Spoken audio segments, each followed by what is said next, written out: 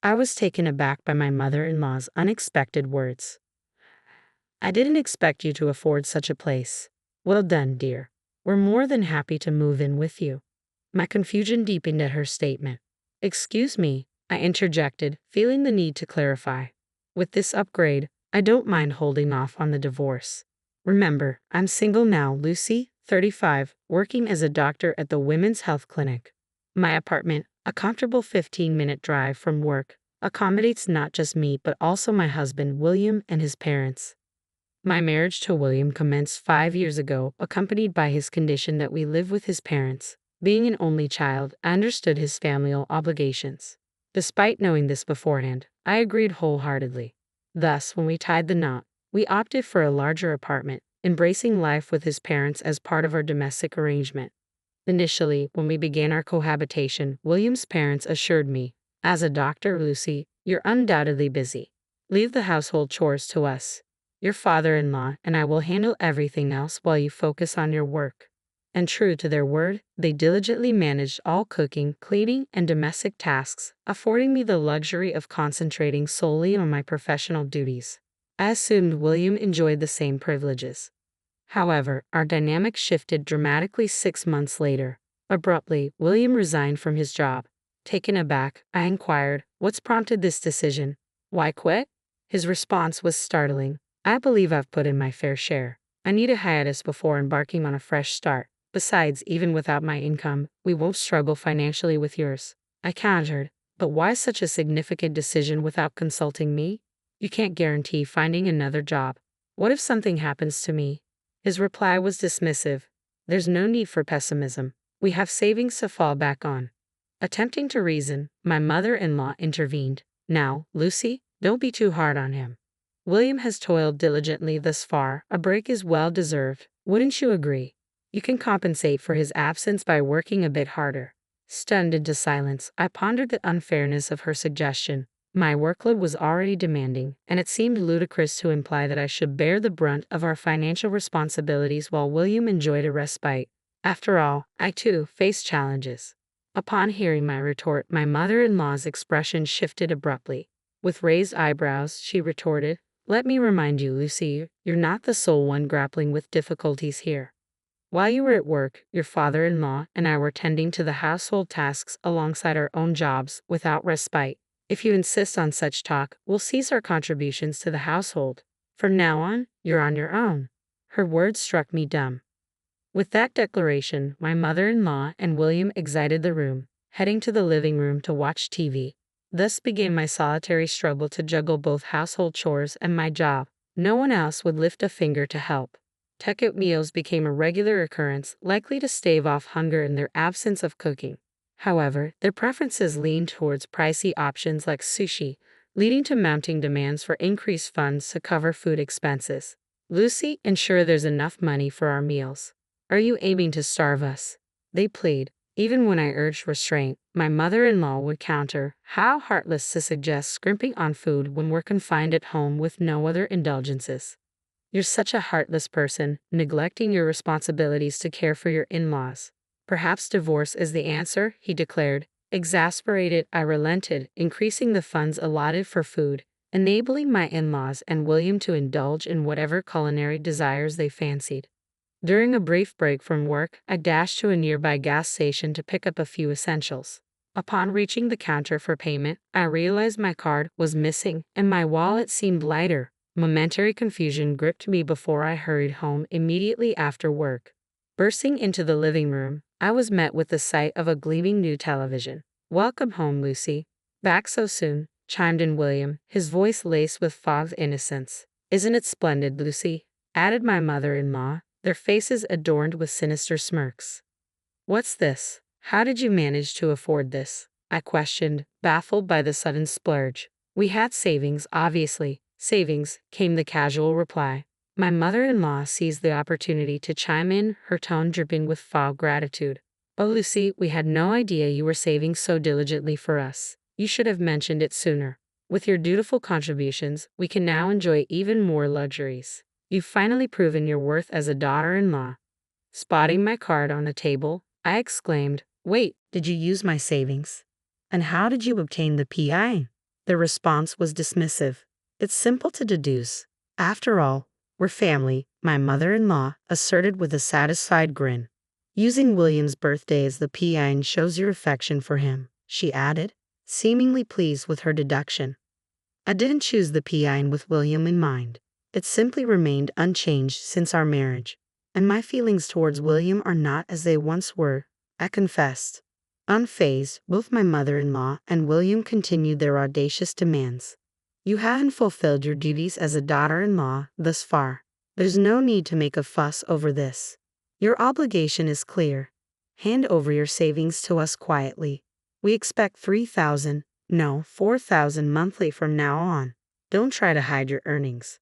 Ensure we receive our fair share, they insisted. Incensed by their shameless demands, I snapped back. This isn't a joke.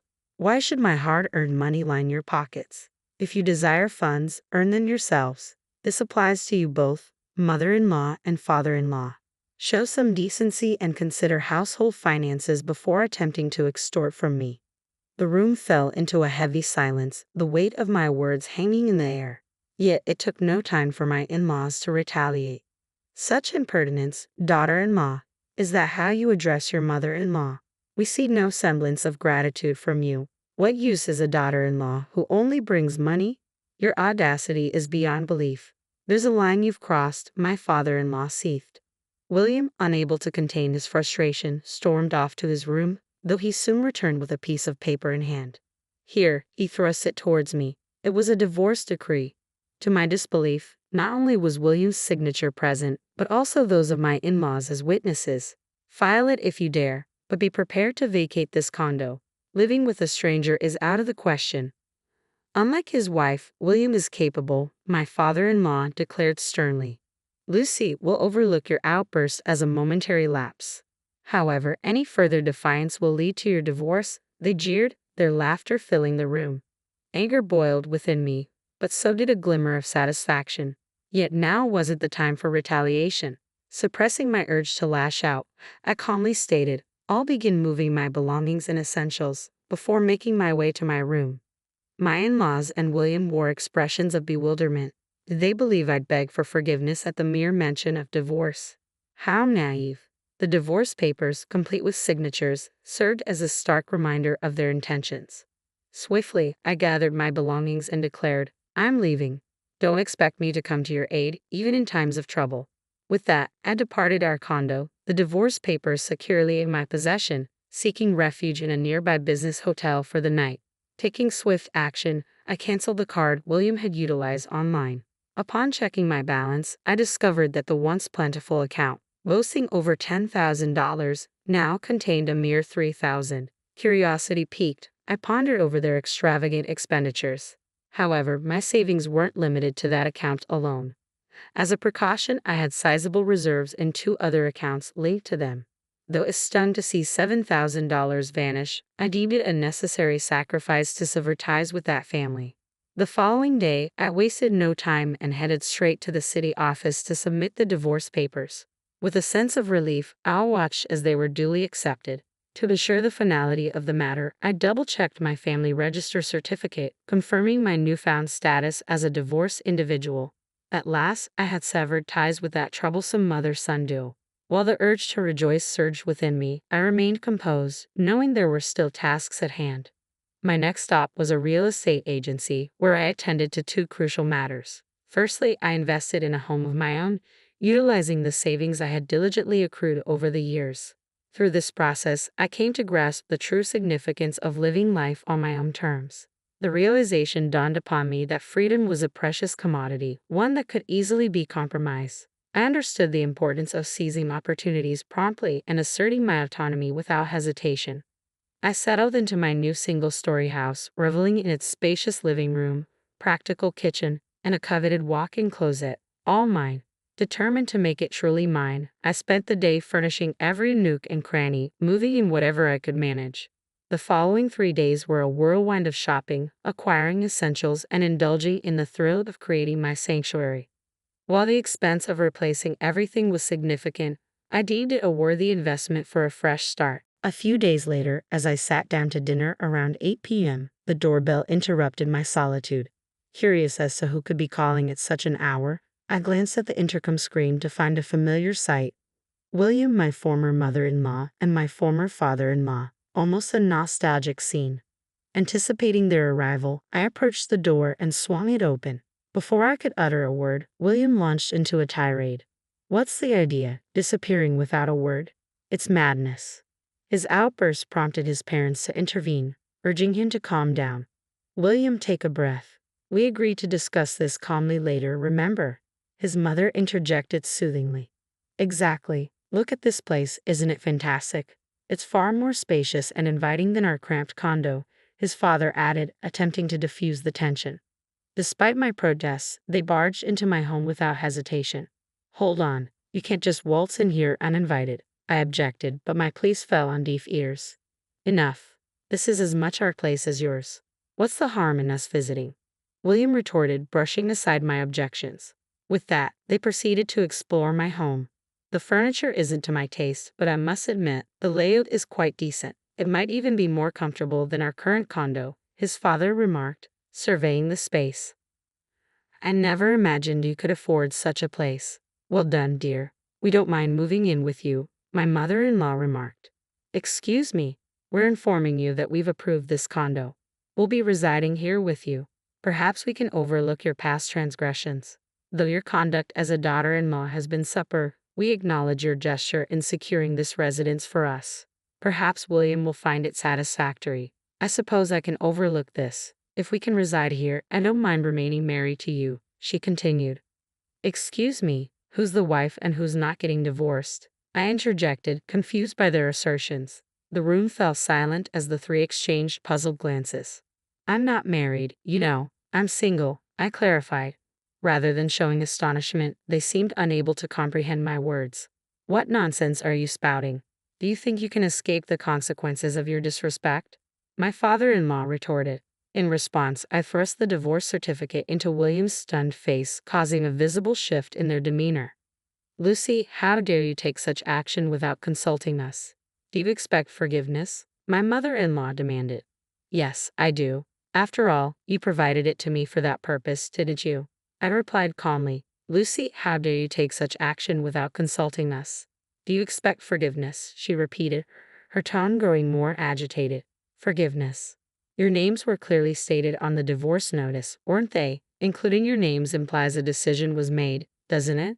You were the ones who initiated the divorce papers, weren't you? William explicitly instructed me to file them if possible, so I did. What's the issue? Upon my firm stance, the three fell silent, their faces flushed with embarrassment. Undeterred, I decided to push the matter further. Let's not forget, you're the ones who kicked me out.